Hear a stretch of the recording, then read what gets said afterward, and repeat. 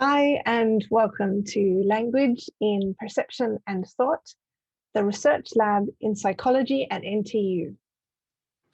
We're going to be using the Whorfian hypothesis as our test case for learning about the research cycle and the way that research can be conducted in a very practical and hands-on sense. So I'd like to start by talking about the research cycle as we often think of it. So often when we think about how is research conducted, we might start with the hypothesis, an idea of something that we want to test. We might work through towards figuring out how we're going to conduct that test. So figuring out the implementation of the test. And after we have developed our testing methods as one part of the implementation and an analysis plan for how we're going to proceed to understand the outcomes of our tests. Then we proceed to the test, and finally we get results. Now I've separated out these three stages so you can understand how the assessment in this class is aligned to a better and more detailed understanding of the research cycle. So hold on to your hats. I've broken down in a little bit more detail here precisely what I mean by the research cycle in the context of this class. So when we think about the hypothesis, we come with a pre-built hypothesis, and this is the focus of our class time together. Does the language that we speak influence some non-linguistic aspect of cognition, perception, or thought? In order to formulate a clean hypothesis, what we're going to be doing is, first of all, learning about different aspects of cognition that might be influenced by linguistic structures. And we're going to be learning about different features of language as well.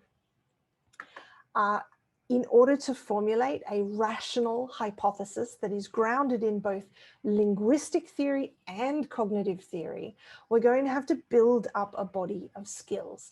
So in green here, I've marked the skills development portion of the class.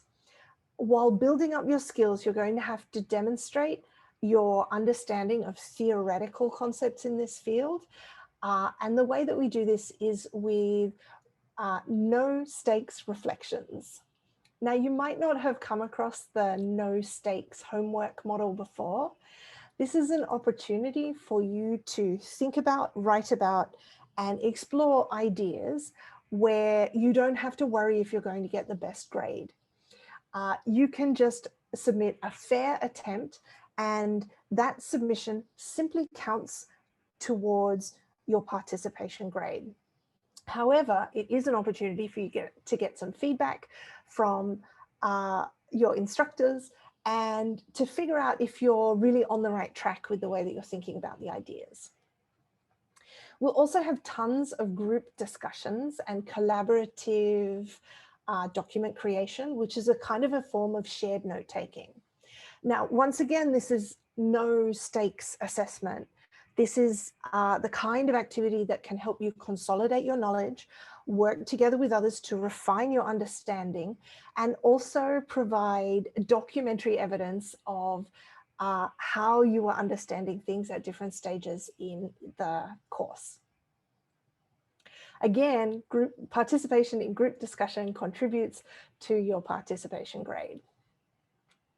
We will also have a ton of practical workshops about different aspects of the research cycle. We will have one workshop on pre-registration, a workshop on power analysis. We will also have a workshop on how you can take data and describe it in the context of a scientific presentation. And we'll focus on some practical exercises on theory building. How can you take a theory and manipulate the elements within that theory into a rational hypothesis that has some chance of coming up with a good, clean hypothesis test. So there are two other elements that contribute to your participation grade. One of them is the mandatory module that all research laboratories require in psychology, which is the completion of the ethics training that's provided for us by the CITI program. You'll also get some experience of peer review, which is a critical part of the way that our work is conducted in the real world. And I'll talk a little more about that later. And altogether, all of these elements will contribute to your participation grade. Now you can look in more detail in the syllabus documents that are already on NTU Learn to find out how you get a good participation grade. Obviously, submitting your homework is one part of that, but also the way that you interact with your peers in this class is going to be a really important component of that. We want to use this opportunity for you to demonstrate your ability to collaborate with others and show what a good future colleague you would be if you ended up in a research team with some of your classmates.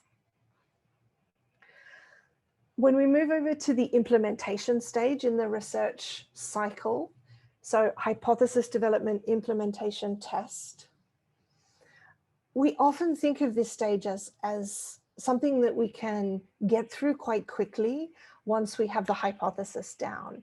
But it turns out to be that this is not the case.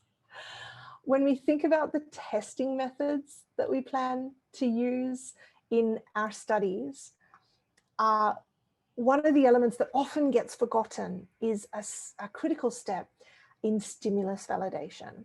Stimulus validation in the context of our class has to do with whether or not the linguistic features of interest are actually used by the participants that we're aiming to test. So we'll end up talking quite a lot about the languages of Singapore and how we can describe them effectively, and what really is Singapore English, what really is Singlish, and who speaks what and when. So when you're out in the world reading about the different languages of Singapore, and when you're out reading about Whorfian hypothesis tests that seem to be describing languages that are spoken or used in Singapore, you'll need to keep asking yourself, is that really true of my variety of this language? Is that really true for me? Is that true for my community? So the stimulus validation piece of this puzzle is quite complicated and often left out of studies that involve language. The other piece of the puzzle is the analysis plan. So this includes how you will test your data, what you will measure during your study, what you will count, what you will compute, who will your people be, and what statistical analyses will you apply to the data that you collect. So stimulus validation and research design are actually a much bigger deal than we give them credit for in a lot of our research thinking. So we're never actually going to get to this part. We're never actually going to do the test. We're not going to get, in the context of this class, all the way from an aspect of language to a hypothesis about the relationship between language and some other cognitive property, put those together into one method and test it on participants. Instead, we're going to practice the technical skills that you need in order to do that in your future work. So we're going to practice stimulus validation, and your major project in this class is a data collection exercise where you validate the stimuli that you plan to use in a future fictional hypothesis test. Now, remember, you won't actually do that hypothesis test, but you have to imagine what that hypothesis test would be. And then before diving in with both feet and suddenly discovering that your hypothesis does not work because the people in your test don't actually use those words, instead, we will do this piloting stage. We will validate the stimuli for the populations you intend in some fictional future universe to run your studies on. So the data collection exercise will be a solo project. Each person in the class will collect a very tiny sample of data about one feature of language use. You might be asking 20 friends just one question. That's enough for the purposes of this class assignment, but you'll be practicing the skills that would be relevant for this kind of process in the future. What you will do with this data is you will have two tasks to achieve. One is just like in the real world of scientific research, you will present your interim findings to a community of your peers in the context of a conference. So this interim data sharing over here in blue will be our class conference. The data you collect about language use among the community of people you are interested in working with, you will present to your peers in a class conference. That class conference presentation will be peer reviewed by other members from our community. Now, we are aiming for constructive, collaborative peer review, the kind of peer review that helps you as a scholar do better because of the amazing good ideas that you have heard. Now, the peer review is going to be non-blind and completely open, so every member of the class can see and read everybody's comments about everybody. So it's in your interests to be a constructive, collaborative peer reviewer and show how much you're helping out your classmates. Remember, your peer review and your collaborative attitude during peer review does contribute to your participation grade. Once you have received your peer review from colleagues in the class, you have an opportunity to incorporate their suggestions, questions, and ideas into your final write-up of that solo project. The final write-up will be prepared just like it's a real journal article, like the mini version of a real journal article, the conference proceedings. So lots of scientific conferences have this structure where we meet and discuss our ideas with our colleagues, and then after the conference, we're asked to submit the formal version of the paper to the conference proceedings. So we're doing exactly that structure. You can find out more about what makes a good major project and a good conference proceedings by taking a look at the curriculum documents in NTU Learn. The other piece of the puzzle that we have to remember is part of the research cycle is to create a curated data archive of your study. Now, this is super important because you might describe the study that you have done in a variety of different ways. And it's possible that you might describe the study that you have done in a way that means nobody can quite understand what question you asked or how you really collected the data, or maybe the conference proceedings format simply didn't allow you enough space to write down all of the steps. So the data archive is a collection of materials that includes all of your questions, all of your test sets, and all of the responses from all of your participants, anonymously, of course. So the data collection major project is a chance for you to practice and rehearse all of these real world research skills, from collecting data, managing data, archiving data, sharing interim data with colleagues, having a conversation about that interim data with your colleagues, and incorporating that feedback into your final write-up of the work. Now, some of you might still be a little bit perplexed because this isn't a hypothesis testing data collection exercise, and you're right, but that's okay because we are exercising the skills we would need to do a real hypothesis test by using a collection of linguistic data as our playground. So, as you can see, there's one element left of our assessment structure, and that element is the research design. So this is where you get to specify in advance of conducting a test precisely how you would take that baseline data from the language study forwards into a hypothesis that you could test with a particular group of participants, and specify all of the different elements that are required to ensure that you're doing good science. So this will involve describing your testing method, describing your hypothesis in detail, describing your population in detail, describing your sample size, stop rule, and analysis plan in the context of a pre-registration template. Now, we'll have the opportunity to learn more about pre-registration later on, but pre-registration is another of these research cycle tools that is super useful to know about and have some practice at this stage in your research careers.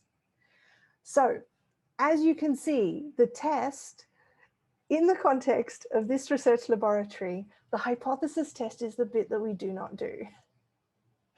But what that means is your pre-registration, this one over here in the purple color, your pre-registration can describe a study that it wouldn't be possible for you to do at this stage or level in your career.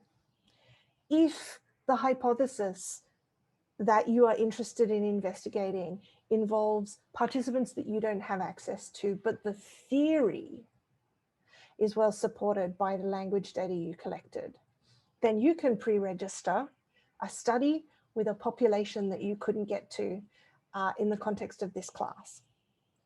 If the theory leads you to design an experiment that might involve equipment that you don't have access to in the context of this class, say an MRI or an MEG type study, you can pre-register a study using technology that you don't have access to. If the theory or the research design leads you to propose a study of 14,000 people, obviously you're not going to have the ability to do that in the context of this class, but you can create a mock pre-registration for 14,000 participants. So what I wanted you to think about is that the final piece of assessment, the minor project here that comes at the very end of this journey after you've built up your skills in understanding aspects of cognition that could be biased by aspects of language, after you've decided on a testing method and then validated your stimuli and then presented those linguistic analyses to your peers and had peer feedback and then represented that information in your conference proceedings and archived all of your data. After all of this work has been done, this dummy pre-registration is a fictional future research proposal. So it's not a pre-registration in the traditional sense of work that you will actually do. This is a dummy pre-registration of that is allowing us to practice the skills of a research proposal. So hopefully this intro has given you a bit of an idea of the topics that we'll be focusing on and how we're going to go about the process of getting hands-on experience at research on this interesting topic of the interaction between language and perception and thought. But before we get started on the theory side of things, we're going to start off with a TED Talk by Lera Boroditsky that will lay out the groundwork for this Whorfian hypothesis and why it might be interesting for us as a mix of psychologists and linguists to engage with this exciting area of research. See you soon.